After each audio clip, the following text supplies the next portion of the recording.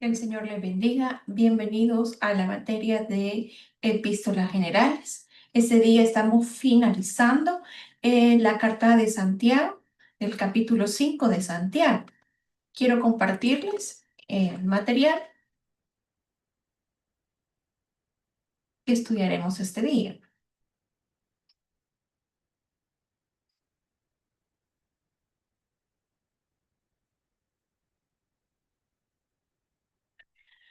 Cuando nosotros revisamos en Proverbios 10:22, encontramos que la bendición de Jehová es la que enriquece y no añade tristeza con ella. Nosotros podemos encontrar prosperidad en el mundo, podemos encontrar prosperidad de diversas estrategias, sea utilizando herramientas del mundo o utilizando herramientas que nos enseña la Escritura. Sin embargo, la bendición de Dios, la bendición, la riqueza, la prosperidad debe de ir acompañada de la bendición de Dios para que pueda tener resultados positivos en nosotros. Santiago en el capítulo 5 le habla a los ricos y pareciera ser que Dios está en contra de la riqueza, estuviese en contra de las personas que de alguna manera han acumulado riqueza a través del sacrificio personal como el ahorro, a través del sacrificio como tener un estilo de vida austero, un estilo de vida limitado para poder obtener recursos para su jubilación o para un periodo posterior, así como nos enseña la escritura en los proverbios, que las hormigas preparan en el verano su comida y nosotros no tenemos, no somos como los animales, pero también prevemos de alguna manera prepararnos o anticiparnos para cualquier situación que se nos presente en la vida. Cuando a la riqueza, cuando a la prosperidad, cuando a lo que Dios nos ha dado le falta la bendición del Señor, viene con ella dificultad y esto puede manifestarse de diversas maneras. Puede manifestarse a través de la envidia. Por ejemplo, yo siempre voy a querer tener más que la otra persona, que mi vecino, a quien querer presumirle, a quien querer enseñarle que el cuello o que la viñeta de esta camisa dice Calvin Klein o cualquiera de las marcas que diga, o a lo mejor la voy a ocultar si la compré en el shopping center. De diversas situaciones que a veces como seres humanos no manejamos bien o creemos que las personas valen por la calidad de la prenda que tienen.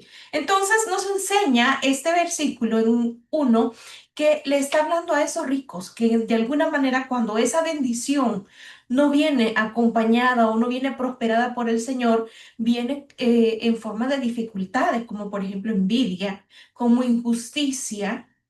No sé si usted ha escuchado que hay personas que dicen que entre más tienen, más quieren y pareciera ser que ese momento en el cual han llegado a tener algo en su vida, eso les hace creer a ellos de que eh, pueden tratar a los demás como personas miserables, como personas que no tienen valor.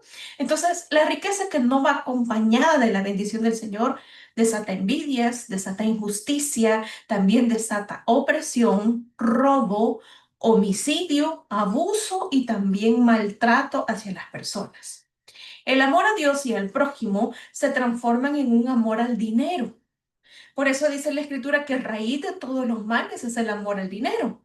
Entonces, el amor a Dios y al prójimo se sustituye por el amor al dinero que lleva a todo tipo de mal. Cuando todo esto sucede, el hombre ya no adora ni sirve a Dios, sino sirve a su Dios dinero. Pasa entonces a ser un amigo del mundo y Dios se vuelve su enemigo.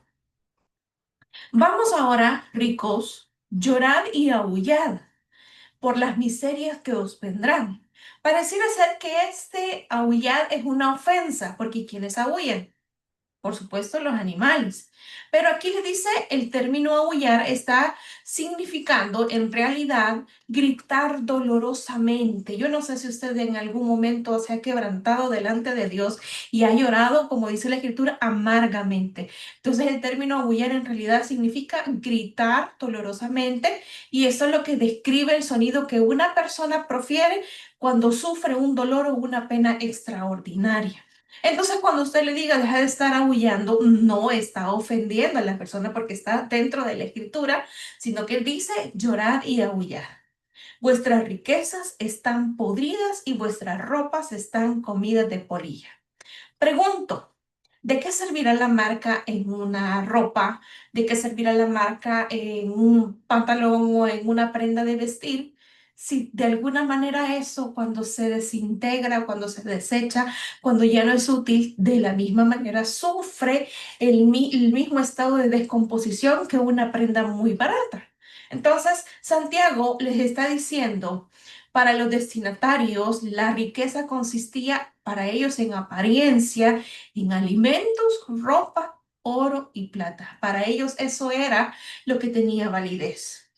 Vuestro oro y plata están enmohecidos, les decía, y su moho testificará contra vosotros y devorará del todo vuestras carnes como fuego. Habéis acumulado tesoro para los días postreros. Por eso nos enseña el Señor que nosotros no debemos acumular riquezas para este mundo, sino que debemos acumular tesoros en el cielo. Luego, el versículo 4 dice, He aquí clama el jornal de los obreros que han cosechado vuestras tierras, como que le están cobrando el trabajo. La Biblia nos enseña que el obrero es digno de su salario.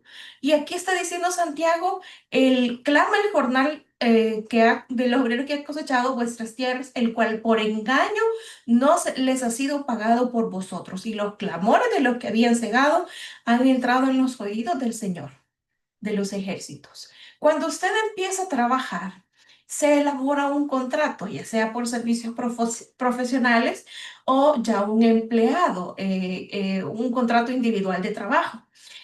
Cuando usted lo firma, usted no le está preguntando el día 29, como por ejemplo este día, mire, ¿será que me va a pagar mañana 30? Hay un compromiso, hay un pacto, hay un acuerdo, un mutuo acuerdo entre estas dos partes que establecen que usted va a prestar sus servicios y a cambio va a recibir una remuneración al finalizar el mes. Por lo tanto, usted no le va a estar preguntando a su jefe si le va a pagar o no. Lo mismo debe suceder cuando se contrata a un jornalero. Debería de entregársele el salario en lo que se le ha acordado, pero aquí pareciera ser que se estaba reteniendo el salario, se les estaba como queriendo, no queriendo pagarles, como que no son dignos de recibir el pago. Habéis vivido en deleite sobre la tierra y sido disolutos. Habéis engordado vuestros corazones como el día de matanza. Habéis condenado y dado muerte al justo y él no os hace resistencia. ¿Por qué le estaba acusando Dios, Santiago, en este capítulo 5? La acusación era contra el rico por el engaño con que le habían quitado el pago a los obreros que trabajaron en sus campos. Y como digo, la escritura dice, el obrero es digno de su salario por vivir en exceso de lujuria y de deleites desenfrenados a causa de las demás personas y por no tener piedad de la vida del justo. Habéis condenado y dado muerte al justo. No lo ha matado, no ha cometido asesinato, pero solo el hecho de retenerle el pago, el salario, por supuesto, esto no iba a llevar comida a su familia, a su descendencia, y esto pues de alguna manera afectaba, ¿verdad? No solamente al jornalero, sino que a las demás personas. Los jornaleros, jornales que no habéis pagado. La ley estipulaba al empleador que no debía retener la paga del trabajador hasta el día siguiente. De hecho, nuestro Código de Trabajo nos dice que se debe pagar el salario las primeras 4 horas cuando finalice el mes. Entonces, de la misma manera, hay dos versículos del Antiguo Testamento que nos hablan acerca de eso, y es Levítico 19:13 y Deuteronomio 24 del 14 al 15. No tenían nadie que los defendiera, solamente Dios. Luego el versículo 5 nos habla acerca del pecado de la avaricia, que es una persona que se degenere, el hecho de querer tener más, el hecho de querer acumular más y pase del robo a una vida de lujo y de desenfreno. En otras palabras, el dinero que se quita a los pobres jornaleros se gasta en extravagancia. En severísimo tono, Santiago denuncia a los ricos. Habéis condenado y dado muerte a los inocentes. Esto se puede interpretar, como decía, como el rico que retiene los jornales de un trabajador, le priva de su medio de vida y por lo tanto comete indirectamente un acto de homicidio. Luego el versículo 7 dice, por tanto, no le está hablando a los impíos, le dice a los creyentes, Hermanos, tened paciencia hasta la venida del Señor. Les está diciendo, deben ejercer la paciencia. Mirad cómo el labrador espera el precioso fruto de la tierra, aguardando con paciencia hasta que reciba la lluvia temprana y tardía. Tened también vosotros paciencia y afirmad vuestros corazones, porque la venida del Señor se acerca. Hermanos, no os quejéis unos contra otros para que no seáis condenados. He aquí el juez está delante de la puerta. Dios está escuchando el clamor de nosotros, Dios está escuchando, pero nos pide a través de Santiago en el capítulo 7 que debemos ser pacientes hasta la venida del Señor. ¿Por qué es importante y por qué es necesaria la paciencia? Porque la paciencia es el arte de soportar a alguien cuya conducta es incompatible con la de los demás y a veces aún opresora. El hombre paciente calma una discordia ya que controla su ira y no busca venganza. Nosotros somos llamados a tener, a soportar. De hecho, nos dice que nos soportemos con paciencia unos a otros. ¿Qué es lo que nosotros hacemos cuando un hermano nos ha hecho algo? Murmuramos, nos quejamos unos de otros. Puchica, la hermana Mary no me permitió recibir el examen y en la segunda ocasión que nos dio la oportunidad me bajó nota. Y empezamos a murmurar, y eso es por poner un ejemplo, pero hay cosas en nuestra vida que a veces requieren que nosotros nos quedemos callados y que dejemos y que seamos pacientes. Yo sé que estoy hablando algo de lo cual muchas ocasiones nos cuesta vivir, pero el Señor nos recuerda a través de su palabra que debemos, así como el labrador espera el precioso fruto de la tierra, aguardando con paciencia hasta que reciba la lluvia temprana y tardía. Los tiempos son imperfectos, son impredecibles, a veces ocurren sequías, a veces ocurren inundaciones, estamos en una temporada de huracanes y por lo tanto es impredecible que de repente está haciendo viento, calor, frío y es un clima bastante variable. Hay países del Caribe, hay países del Pacífico que también sufren inundaciones, nosotros sufrimos inundaciones y es importante que tengamos paciencia hasta que recibamos la promesa que Dios nos ha dado. La lluvia temprana y tardía se está refiriendo a las expectativas de un campesino que se anticipa una cosecha abundante. Ningún campesino va a sembrar maíz esperando recoger frijoles u otros. Yo no sé si me va a dar.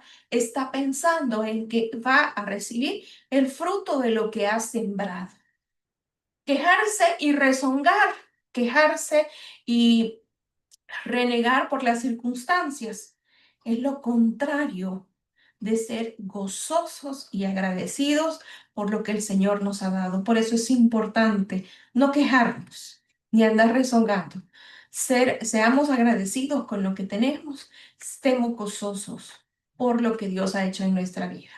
Y los versículos 11 y nos enseña que, hermanos míos, 10 versículos 10 y 11 nos enseñan, hermanos míos, tomad como ejemplo de aflicción y de paciencia a quienes, a los hermanos de edificadores. No, nos enseña a los profetas. Los profetas fueron avergonzados. Fíjese que si usted encuentra en la escritura, hay un profeta que Dios lo hizo caminar sin su ropa interior. Se puede imaginar la vergüenza, se puede imaginar el dolor que pudo haber sentido este profeta. Le dijo que a otro le dijo que también se casara con una prostituta. Hay diversas ejemplos que nosotros podemos encontrar, diversos modelos de paciencia que las escrituras proponen ante el sufrimiento. Hemos escuchado de la paciencia de Job, hemos escuchado de diversos personajes que nos enseñan que debemos tomar como ejemplo de aflicción y de paciencia a los profetas que hablaron en nombre del Señor. No se debe limitar el término profetas a aquellos que escribieron libros proféticos. También hay otros personajes del Antiguo Testamento que sirven como ejemplo de paciencia. Y ahí tenemos a Job. Luego el versículo 11 nos enseña, he aquí que tenemos por bienaventurados a los que sufren. Habéis oído de la paciencia de Job y habéis visto el fin del Señor, que el Señor es muy misericordioso y compasivo. creo que testimonio de que el Señor es misericordioso y compasivo es su servidora. Si el Señor no fuera misericordioso y compasivo, yo no estuviera aquí. A lo mejor usted tampoco estuviera escuchando, pero Dios ha sido misericordioso y compasivo, porque a pesar de que nos equivocamos, a pesar de que le fallamos, a pesar de que lo cambiamos por cualquier circunstancia en nuestra vida, Él se mantiene firme y fiel a nosotros. El Señor es muy misericordioso, pero también es compasivo. ¿Qué es la compasión? Es un sentimiento. La mejor traducción de este término es corazón. Además de compasión, es sinónimo de misericordia. Santiago exhorta a que imitemos a los profetas, recordando la perseverancia de Job, y les enseña cuán grandes son el abundante amor y la misericordia de Dios sobre sus hijos. Su mensaje es: Dios nos va a sostener, Dios nos va a ayudar, seamos pacientes.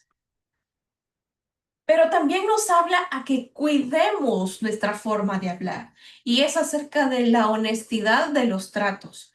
Los juramentos, nosotros debemos de tener cuidado. Sobre todo, no juréis ni por el cielo ni por la tierra. Esto nos enseña a que seamos honestos, que la gente crea que cuando nosotros digamos, voy a estudiar teología, es porque voy a estudiar, ser honesto y decir la verdad, perdón, en toda ocasión. Y Juan 5:37 nos dice: pero vuestro hablar sea sí, sí, no, no, porque lo que es más de esto, de mal procede. Y yo quiero pedirle en esta hora del video que usted pueda mandarme un audio diciéndomelo, no importa si lo está leyendo o algo. Yo quiero que por favor medite en esos días de vacaciones y diga, pero vuestro hablar sea sí, sí, no, no, porque lo que es más de esto, de mal procede. Hasta este punto yo voy a enterar de que usted ha cumplido, ha sido honesto en sus estudios académicos, ha visto este video, ha escuchado la explicación. Y hasta aquí, si usted me manda un audio con este versículo a mi WhatsApp, yo voy a ayudarle si usted sale mal en la segunda evaluación. La persistencia en la oración. Los versículos 13 al 18 nos enseñan que nosotros debemos perseverar. Cuando el Señor nos da ejemplos acerca de la oración, había una viuda y un juez injusto. Entonces, esta mujer era tan insistente y le dice que espera que aún las migajas de los perrillos le sean dadas a ella. Estoy parafraseando, no lo dice así textualmente. Esto nos enseña que debemos ser perseverantes. Hay cosas que a lo mejor no van a suceder en nuestra vida. No han sucedido. Ha pasado mucho tiempo, pero si nosotros somos perseverantes, si nosotros somos constantes, seguramente Dios va a tener misericordia y va a traer respuesta a la petición que nosotros tengamos. Versículo 13 dice: ¿está alguno afligido? ¿Se ha afligido usted alguna vez? ¿Sabe cuál es la fórmula para quitar la aflicción? Debemos orar. Debemos pedirle al Señor. La aflicción es una necedad en nosotros porque estamos preocupados, anticipándonos, creyendo que va a acontecer algo cuando Dios tiene todo bajo control. Debemos orar cuando estemos afligidos. En muchas ocasiones de mi vida me he sentido angustiada, afligido, no he podido dormir. Recientemente estuve en una situación que me quitó el sueño. Pero lo que la Biblia nos enseña es que debemos ser persistentes en la oración. Santiago nos anima a buscar fuerzas en Dios por medio de la oración. La oración es el vínculo vital que nos mantiene en contacto con el autor y perfeccionador de nuestra fe. Si estamos alegres, no vamos a ir a meternos a una discoteca. Y no estoy juzgando a aquellos que lo hagan, tampoco estoy diciendo que bueno que lo hacen, no. Lo que estoy diciendo es que no debemos buscar medios externos para mantener un gozo permanente con el Señor. Cuando estemos alegres, cantemos alabanzas, cantemos himnos y cánticos espirituales que fortalezcan nuestra fe.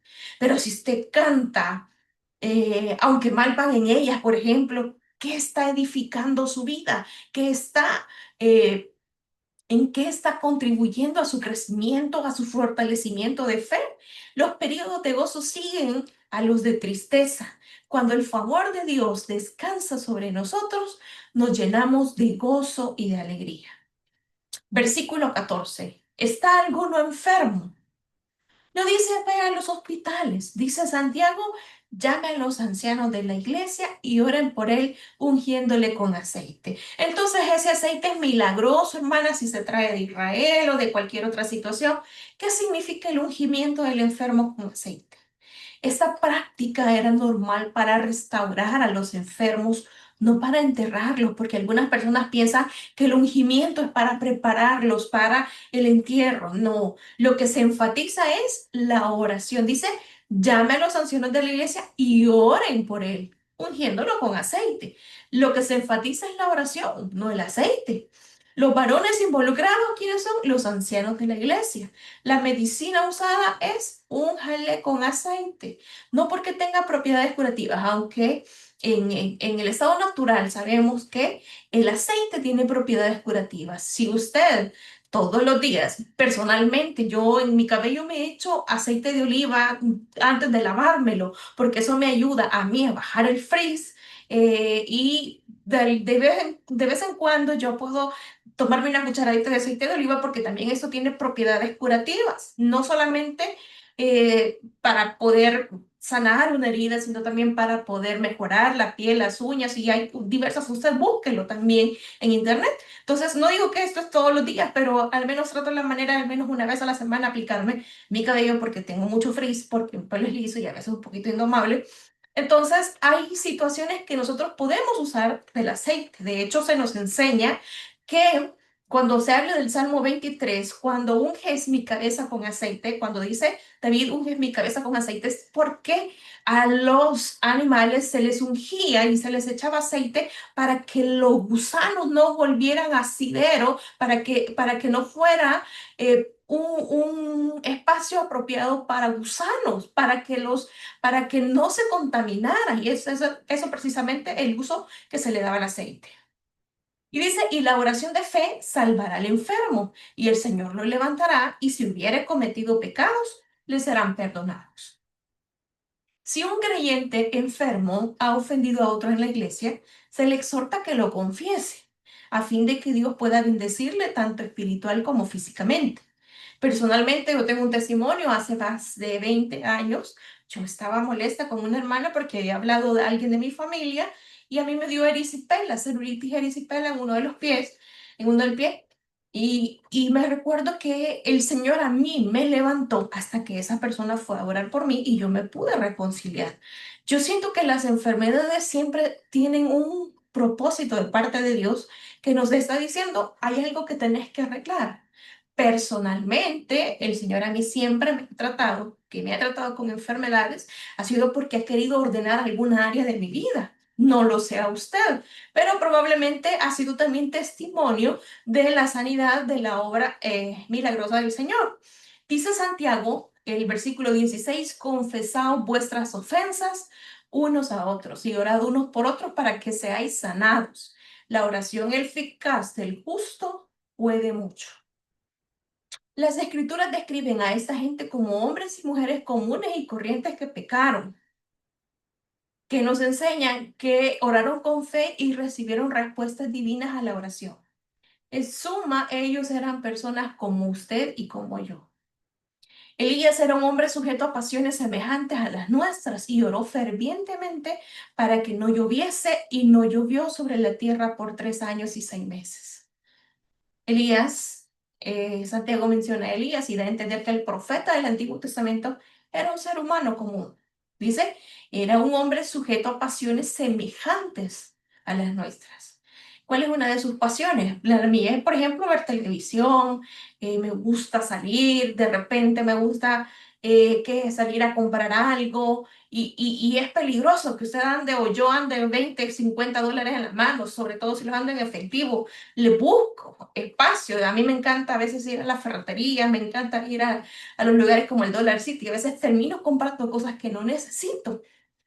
Entonces nos enseña que este profeta del Antiguo Testamento era igual que nosotros, pero dice que oró fervientemente para que no lloviese y no llovió. Santiago también revela que nosotros, al igual que Elías, podemos echar mano del poder de la oración. Y finalmente, los versículos 19 y 20 dice, si alguno entre vosotros se ha extraviado de la verdad y alguno le hace volver, sepa que el que haga volver al pecador del error de su camino, salvará de muerte a un alma y cubrirá multitud de pecados. El propósito de los refugios es hacer que esas personas que en algún momento no se han acercado al Señor o han dejado de asistir a una iglesia puedan acercarse a Él. El propósito es que nosotros busquemos a esas personas que se han alejado del Señor y no que se están congregando en otras iglesias, porque no podemos estar haciendo eso.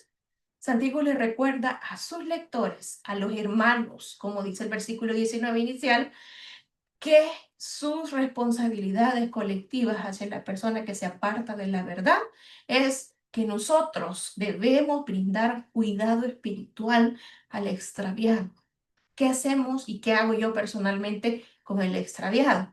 Si es de mi familia, si es de confianza, qué barbaridad con vos, tenés tanto tiempo de no ir a la iglesia y mira qué pasó. Y entonces en lugar de hacerlo venir a la verdad, estamos haciendo y diciéndole, no puedes fallar porque vas a ser juzgado. La Biblia nos enseña que nuestro deber es brindar cuidado espiritual al extraviado y traerlo de nuevo al arrepentimiento, para que pueda vivir y para que sus pecados sean perdonados, tal como lo dice Santiago en versículo 20. Sepa que el que haga volver al pecador del error de su camino, salvará de muerte un alma y cubrirá multitud de pecados. Gracias por haberme acompañado en el estudio del capítulo 5 de Santiago, que nos enseña y que es tan práctico, que nos enseña tantas cosas que nosotros podemos poner cada día como parte de nuestro aprendizaje, como parte de nuestro sometimiento al señorío. Y si el Señor en algún momento nos permite acumular, obtener o llegar a tener algo de lo cual nosotros podamos sentirnos satisfechos de nuestra vida o producto de nuestro trabajo, sepamos que todas esas cosas provienen de su mano y que el Señor no nos ha permitido tener abundancia en algunas áreas para que podamos sentirnos orgullosos o podamos tener de menos a las demás personas. Al contrario, nos ha permitido poder acumular para que esa semilla que Dios ha puesto pueda seguirse multiplicando. La semilla se siembra, el grano se come. Nosotros somos libres de poder pedirle al Señor semillas o granos. Granos para seguir comiendo o semillas para seguir sembrando, ya sea la palabra de Dios, la oración o cualquier situación que se le presente a nuestros hermanos, podamos seguir sembrando esa palabra que pueda transformar la vida y los corazones de las personas que nos escuchan. Quiero recordarles, tal como les dije, el versículo que ustedes me van a mandar un audio va a ser durante el día martes, que después que nosotros nos presentemos de vacaciones, el día martes 5 a más tardar, ustedes deben mandar ese audio para poder acreditarse ese punto adicional en el caso de que sí lo necesitaran en sus notas o notas anteriores. Gracias por haberme acompañado. Les deseo que descansen, que el Señor renueve sus fuerzas y que todo lo que hagan pueda ser prosperado por la mano de Dios. Que el Señor les bendiga.